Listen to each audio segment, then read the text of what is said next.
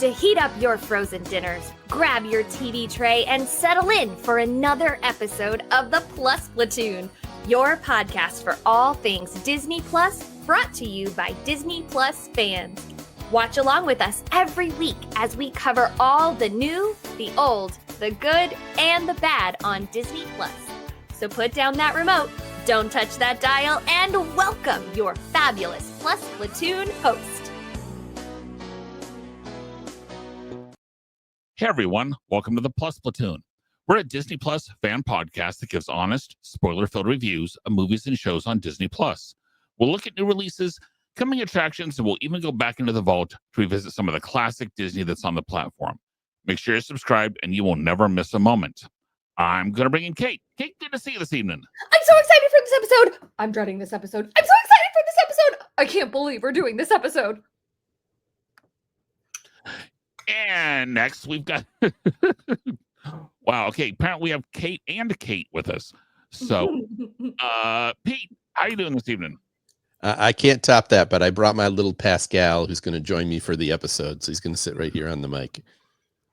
Okay. There we go. And Steve, how you doing? I'm doing well. Kate totally channels a over hyper fourth, fifth grade girl. You're Just welcome. about that time cycle. Mm-hmm. Yeah.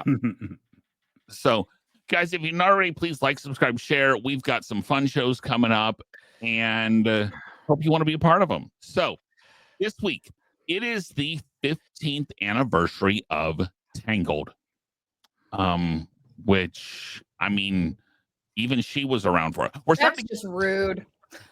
We're starting to get to movies where my son was actually alive when they came out. Now, he was 2, but so that's kind of a time frame where it's one of those, so since he was 2, I did not see this in the theaters when it first came out. I'm guessing, Kate, did any of the three of you happen to see this in the theaters? I saw it for the first time in its entire length just a few days ago. Wow. Me too. I definitely saw this in the theater. My daughter was 7 or 8 at the time and was the perfect age for this movie. So yeah, 100% we saw this in the theaters and also on DVD many, many times. I did not see this in theaters, but this came out, I just looked it up, November 24th of 2010. And I moved to Orlando to work for Disney January 17th of 2011. So I did not see this in theaters. I was introduced to this when I started working for the company.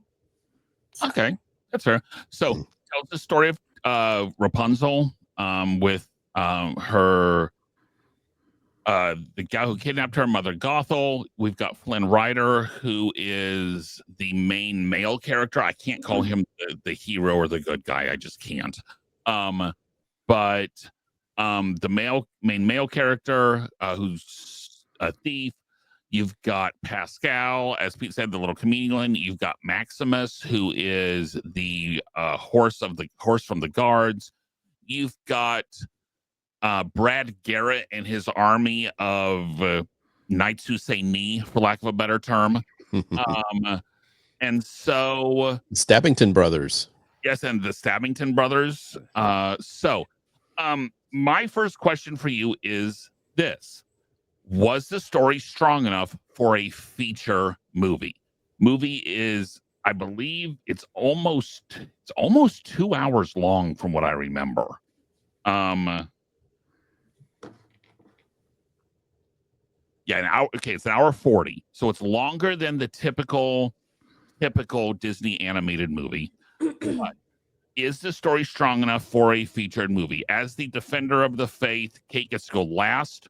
So, Pete, I'm going to let you go. Well, I'm going to say yes. I think this worked as a movie. They found a way. The normal Rapunzel story is not really that interesting, but they found a way to make it interesting with her escaping from the tower to see the lantern. She doesn't know they're related to her, her birthday or any kind of rescue thing. And so I think they were able to bring a plot to this story of Rapunzel that was sufficient to make an interesting Disney movie. I mean, it's definitely a typical modern princess movie, for sure. Everybody knows why the name is called Tangled, right? Her It's hair. it's because of her hair. No, why it's not called Rapunzel? Oh, Where did it actually go?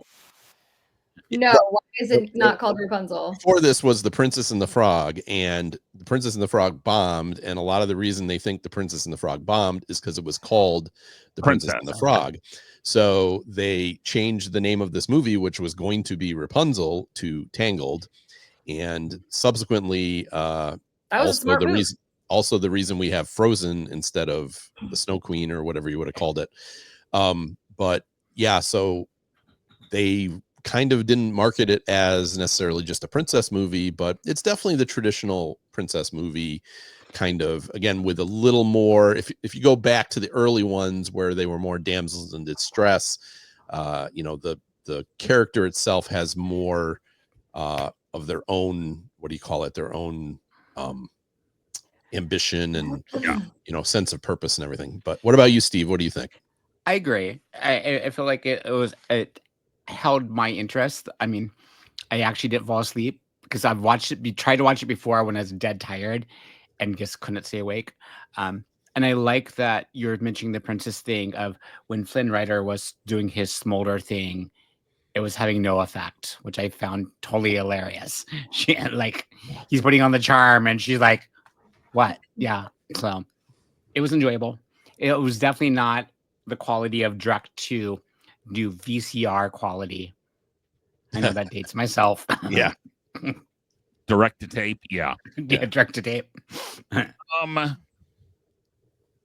I struggled with this one, to be perfectly honest. Really?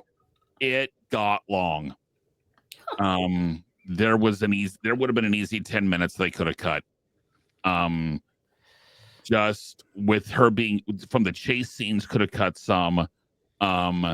You could have cut some from, honestly, you could have cut some for her interactions with her and Mother Gothel.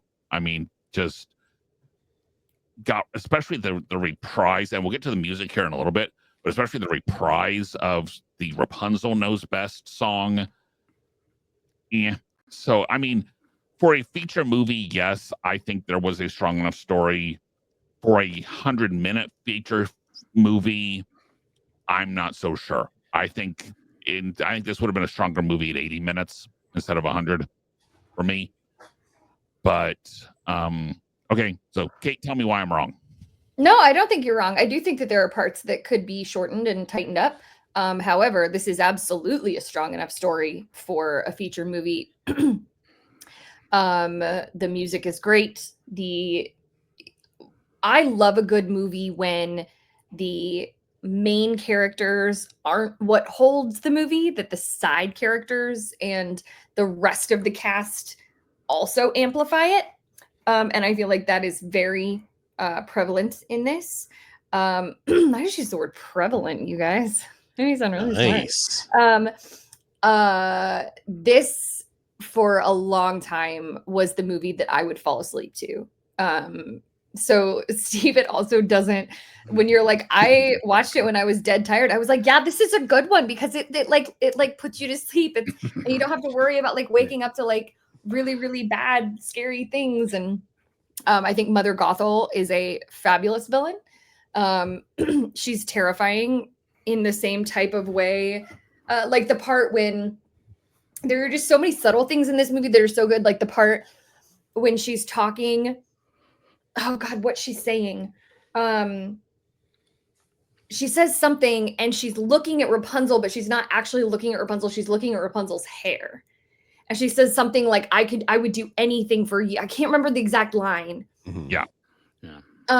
But like, she's not looking at Rapunzel. She's looking at what Rapunzel's hair does for her. And Kate, I'm going to let this lead us then into our next question of, is Mother Gothel a good Disney villain? And so you're arguing yes. I think she's yeah, I think she has layers, and I think to any good villain, you have to have some layers. But I think that the layers are subtle. Like if you're just watching this movie, you may not have caught what I just said. That God, I wish I could remember what, because there's a very iconic line that she says, and I can't think of it. But all her interactions are with her hair, not with her. Correct. That when she says, you know, I can't think of it. Dang it, I can't think of what it is. But it's so like that's a really subtle thing to catch. And I love when movies put things like that in it, where it's not just all served to you on a silver platter. Yeah. I enjoyed Mother Gothel. I don't know. Does Mother Gothel come out at any of the parks? Yes. She's been Is she a face character at Disneyland? Yes, she's been at Oogie Boogie. Of course she has. Because of course she has. Yeah. Not last year though. No. But she's a face character at Oogie Boogie. Like she just a lot of times when it's a human villain, like I will die on the hill that Frollo from Hunchback of Notre Dame is the scariest villain. He's terrifying, but I think he's terrifying because he's human and because a lot of what he does and says, like, anyway. Yeah, I think she's a great villain. Pete, you go. I would say she's a good villain. She's certainly not like top 5 or anything like that, but I think she's a very good villain. I kind of like that her superpower is parental guilt. Because you know that's something that a lot of mothers have, or the ability to do, is what this woman does with Rapunzel, that she uses guilt to kind of keep her in check. So yeah, no, but overall, yeah, I think it's a fairly interesting villain. I said not one of the best ones, but is she good? She's a good villain. Yeah. Steve? I agree. I think I put her up there with Lady Tremaine, sort of kind evil in a sort of like sort of a sly way, like not over the top like we see other villains. Like I think it was like Kate was pointing out. It's those subtle things where you realize how evil she's being, or that like playing the guilt trip in a sly way. The gaslighting, man, the gaslighting. Yes. Yeah. Derek? No. Y'all are wrong. Nope, y'all are wrong. She is nowhere. You said Pete not top 5. She's not top 10. She might not even be top 15. I'm sorry. I didn't say she was the best Disney villain. I just said she's a good Disney villain. No, but to be a good villain, she has to be at least in the top half. Would be considered. And I just don't.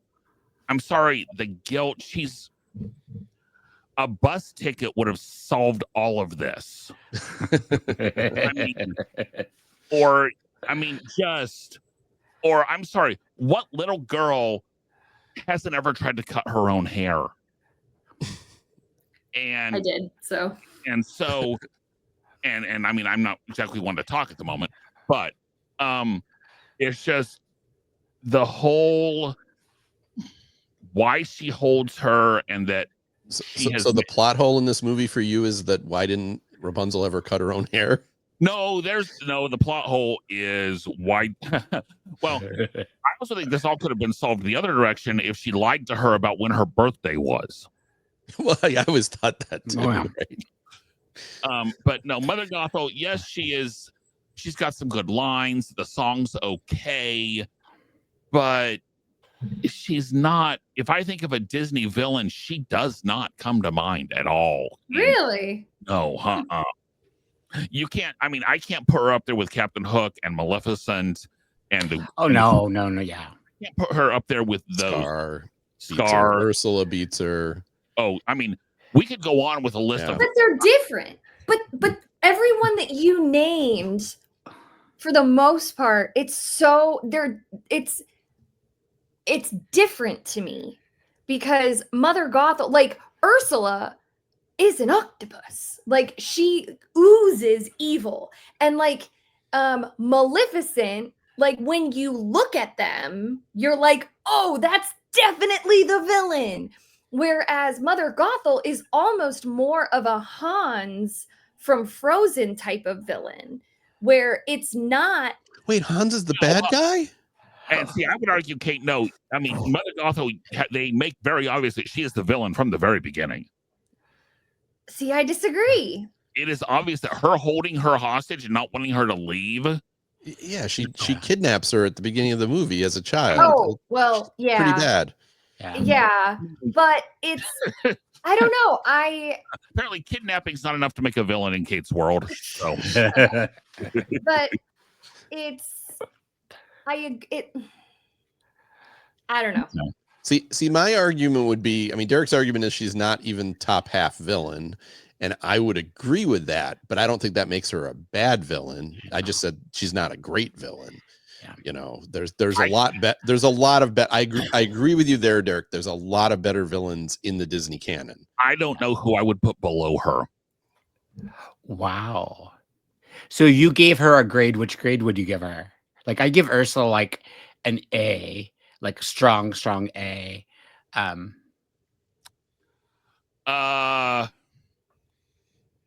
probably give her about a 68. Okay. So D level. High D. Okay.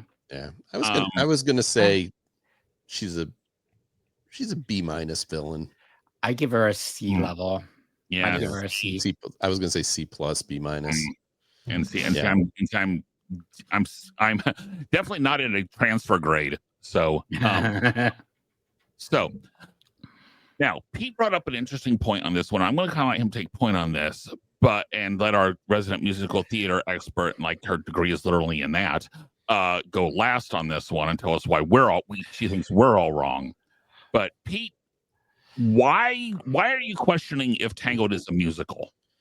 So the reason I watched this movie, and I had this argument a long time ago with my family, that like there are essentially 4 songs in this movie. You get her I Wish song at the beginning, and you get the villain song. You get the one, well, I guess there's 2 wish songs, because then you have I Have a Dream, which is another wish song, and then you get the romance song, and that's it. And you get the reprise of I'm not counting a reprise. About the lullaby that Mother Gothel sings. That doesn't make it. Anyways, like admittedly the characters don't sing it, but Toy Story has 3 songs that are critical to the movie, and no one says, "Oh, Toy Story is a musical." So is this really, even though the characters do sing the songs, there's only really, as you say, 4 of them. 4 of them plus a reprise. Is this really a musical, or is it just more of an adventure movie that has a couple songs in it? Because like Frozen has like 8 or 9 songs in it, right? That's a musical. Is this a musical? I can go. I would.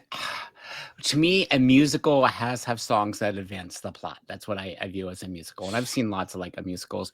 And as watching this, and there's lots of really not very much talking in between. There's lots of action, but there's not a lot of dialogue, and then a song comes.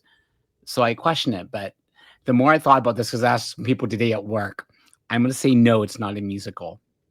It's just, it's not enough. It has some great songs, but it's not a musical. But then I think about Frozen and Lion King, what I consider them a musical, even though they have songs. Yeah, but Lion King has like 7 songs, 6, 7 Little songs. Mermaid has 7 plus a reprise. Well, technically, yes, but just because you have songs does not make it a musical.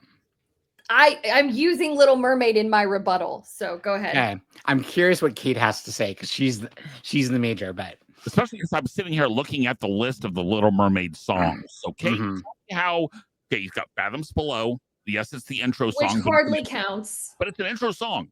It is an but intro. It hardly counts. Okay, Daughters of Triton counts. Hardly counts. Okay.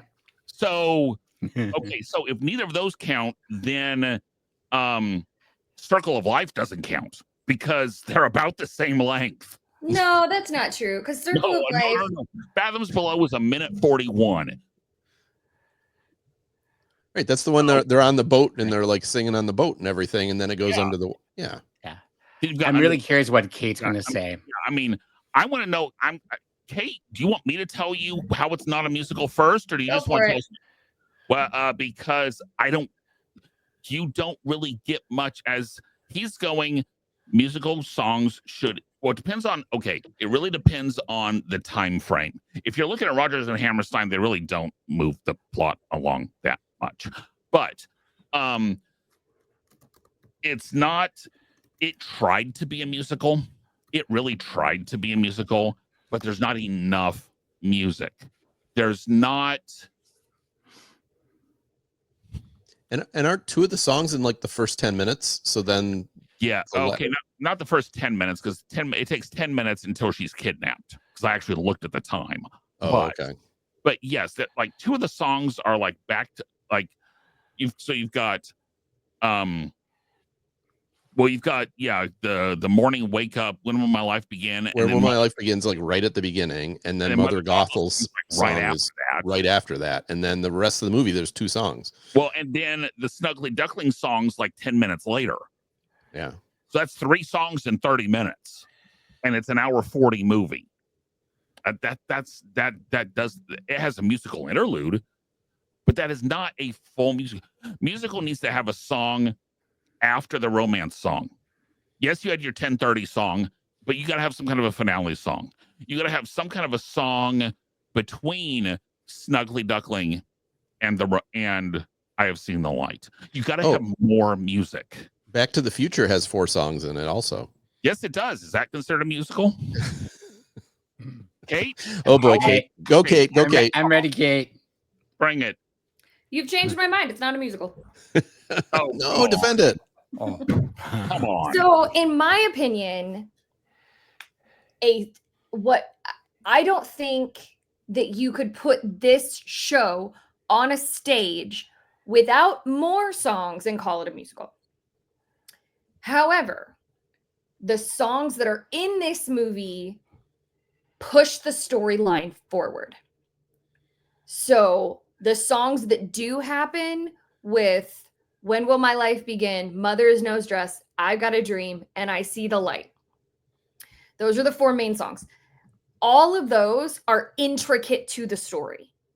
All of those are like when I think of Tangled, I think of When Will My Life Begin, and I think of When Will My Life Begin, and I think of I See the Light. And now, I would not call this a movie musical, but the music in it is very important, which in my mind puts it in a category where if this had no singing at all, this movie would flop. I think you see so much of Rapunzel's character in When Will My Life Begin. That is her entire, what's the word? Not exhibition. Is that the word I want? What's exposition? Exposition. Thank you. You get her entire exposition of who she is in that song, followed so closely by the part when she does leave the tower and she like has a 30-second montage of what every female has gone through in her life. Every girl that I ever saw this movie was like, I felt so seen in that moment when she was like, this is great, I'm gonna die. What? This is the best decision ever. This was the worst decision ever. So while I agree with you all that 4 songs does not a musical make, I will concede that point. However, the 4 songs are extremely important to the storyline, if that makes sense. And I'm going to actually throw something in with Kate. Lion King's only got 5. But they're all intricate to the storyline. And that counts Circle of Life at the beginning. Lion King only has 5. Because I'm looking at it right now. Are you counting Morning Report? No, God, no. Wasn't in the original. Circle of Life. Circle of Life, Can't Wait to Be King. Be Prepared. Hakuna Matata. Can You Feel the Love? Feel the Love Tonight. All intricate to the storyline. So Tangled only had 4. I don't think you can see it without Morning Report anymore, though. I don't think there's a version out there. But if you go see The Lion King on Broadway, it has He Lives in You. It has It They has have so, songs. Yes. so many songs. So do I think that Tangled, if they just took Tangled kind of like they did Frozen and threw it onto a stage, no, it wouldn't work. However, all 4 of these songs are intricately important to character development and the storyline. So would one more song have changed your mind? If they had added a song after I See the Light, maybe. Or in between, let's say we have a Finn trying to make a decision song. Yeah, Finn never really got his own song. Flynn, Yeah. Flynn? Let's say Eugene has his decision song. Or we have a Why did I just get, you said that and I got the song Bet on It from High School Musical, and then I had Lost in the Woods from Frozen 2. Yeah, I think that would push it farther. And I'm not disagreeing that this isn't As it is not as a musical. It would not be considered a Broadway musical. No. No, I'm not asking if it's a Broadway musical. I'm asking is it a movie musical? If you put this on a shelf in a old school video store, can you put it on the musical shelf? No. I'm with Dirk on this one. No. I don't think it would go on the musical shelf, but not for the reason that it's not a musical. It would go under animated films. Well, there's a cop out. Wow. I don't know. This is hard because You those put it on 4 the songs are so animated film iconic. shelf. Okay, with, so with Kate, Mary if you're going to Poppins? put tags, because you know how you usually tag things, would you tag it as a musical? Yes. Oh, there you go. Would it get hashtag musical?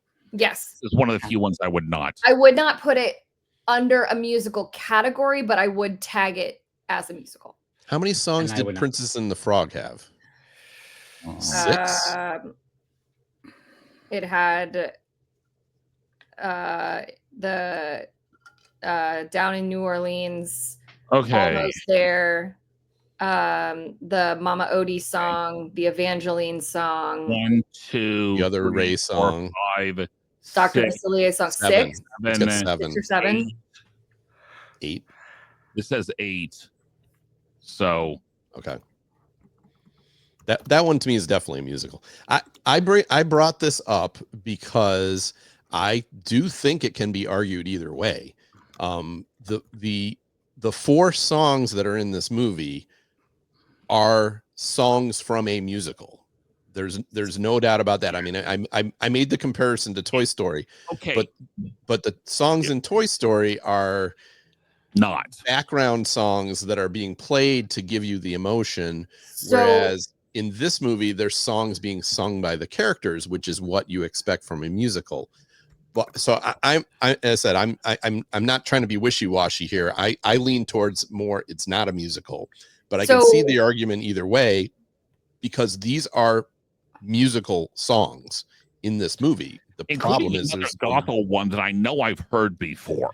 The is Cinderella a musical then? What? Would No. you call Cinderella a musical? No. I don't think I would, and it probably has more songs than this. It doesn't have very many songs at all. Yes. I like what Pete says. This has musical-like songs because I Have a Dream is the big like dance number on a stage. It's the showstopper, and it's So I think Cinderella has 4. Either 4 or 5, yeah. So anyway. Well, you got Sing Sweet Nightingale. Oh, Bibbidi Bobbidi Boo. You've got A Dream is a Wish. You've got So This Is Love. And For This Is Love. So This Is Love. Yeah. So there's 5. Oh, and the work song, there's 5. In the work song, yeah, there's 5. Okay. So and I'm kind of with you there. I'm not sure that's a musical. A House Divided. This might be the only time that I've defended something that everybody else is not like. I said to me, it's very marginal. Like there, and you know, Derek brought up The Lion King, but The Lion King to me feels like a musical, and maybe it's because they turned it into a stage musical, so you kind of link that together. Right. And see, But- I don't, because I've never seen it as a stage musical, and I don't usually think of it as a stage musical. Derek. I'm here in the middle of Kansas. I don't have a chance. Give me a break. So all we know how to do is, beat Buffalo. So, okay. No. Okay. Which is the best animal sidekick? And I'm gonna say, okay, so which is the best animal sidekick? And then I've kind of got a follow-up question. But Kate, which one do you think is the best animal sidekick? From any Disney animated movie? No, in this movie. Oh, Pascal. I love Pascal. I love Pascal. Pascal. Don't get me wrong. Maximus is great. Pascal. Pete, you go. Oh, it's really tough because it's so hard when they do silent sidekicks, and they did 2 in this movie, and they both work really well. Oh, that's so tough. I'm gonna go Pascal. I'm gonna go Pascal as well, because just for him sticking his tongue in Flynn's ear when he's tied up, that one moment just cracks me up every time. So, but Maximus, he's great too. Right. So I don't know, Steve. I'm going with Maximus, but I'd argue he's not really a sidekick. He's his own little character because he's quickly off on his own hunting Flynn. But it's Maximus. There's one scene, can't remember what he did, Okay, but it made me laugh out loud. Instead of sidekick, let's best animal character in this. Maximus. Maximus. And Steve's right. It's so Maximus. The attitude that Maximus shows, the genius of basically making him a dog as a horse. Just he was what was funny in this movie for me. Pascal, okay, fine, maybe a little, but every time Maximus came out, I would put Maximus up there as one of the best animal sidekicks in Disney. I put him up there for me with Archimedes as far as the attitude. Archimedes from Sword in the Stone, who we all know is my spirit animal. One thing I do love about Maximus is he has a turn at a certain part Yes. where he's against Flynn for all this period of time, and then he kind of realizes that he's on the side of good, and he's like, okay, I'm gonna help you. Yeah.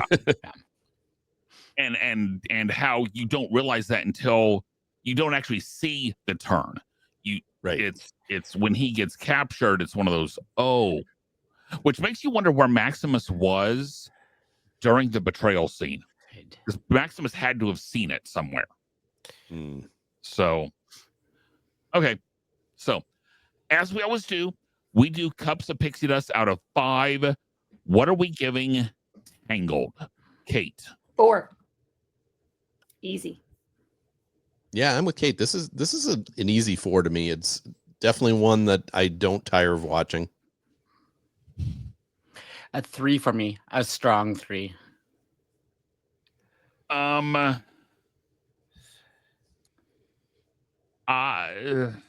Yeah, I'm gonna give it a 3, just because it does hit my rewatchability level. Which for me, if it's a case of we're gonna watch Tangled, you're gonna watch it with me. Yeah, I'll watch most of it with you. It's so, and that 2.5 to 3 is usually about that level. Is I have established that that's my split. Is 2.5 is decent, but I'm not gonna watch it again. 3 is, yeah, okay, I'll watch it again. So I give it a 3. So Tangled. Yeah, and where I'm with you at that also, Derek, because you always talk about, if I came in at a certain point. This movie, there's parts of this movie that I really, really like. And so if this was something that was on in the background, and then I'd it's that scene, I'm going to stop and watch it for 10 minutes. And then I'd be like, okay, now I'm going to go off and do my thing. And then I come back, 10 minutes. Oh, now this section, that's the way I feel about it. It's why it doesn't reach higher than a 4 for me. There's parts of it that I really, really love, find very funny. I do really enjoy the music, what there is of it. So yeah, no, I get what you're saying. And for me, it would be once Flynn shows up. Actually, no, let me be honest. It's once Maximus shows up. I think the comedy level steps up. So okay. For sure. Guys, no Disney Plus news this week, mainly because we did tape this in advance because of summer vacations and such.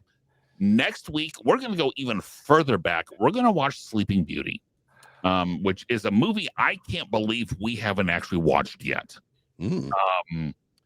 So, and yes, it's, the original, Prince Philip, Maleficent, Aurora, the fairies, everything. No, we are not going to then watch the Angelina Jolie Maleficent movie that we burned somewhere. So, well, let's skip right to Maleficent 2. Oh,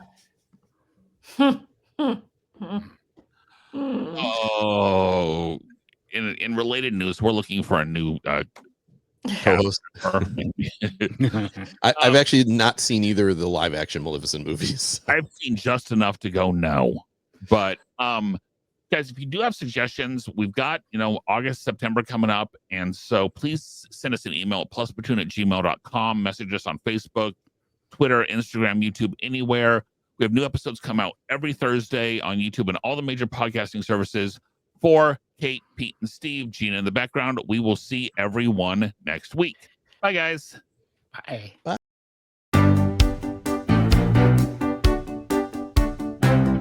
Thanks for watching this week's episode of the Plus Platoon.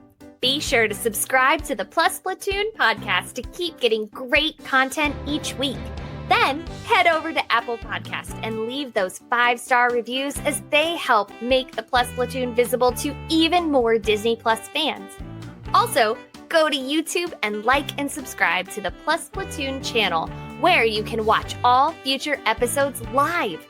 If you have a question for the Plus Platoon, please send us an email to plusplatoon@gmail.com or connect with us on Facebook, Twitter, or Instagram @PlusPlatoon. The Plus Platoon is a Disney Plus fan podcast and is not affiliated with the Walt Disney Company or the Disney Plus streaming service. All opinions expressed on the show are solely those of the individual hosts and in no way reflect the views of the Walt Disney Company. Thanks for watching, and be sure to stay tuned for next week's episode because the Plus Platoon is to be continued.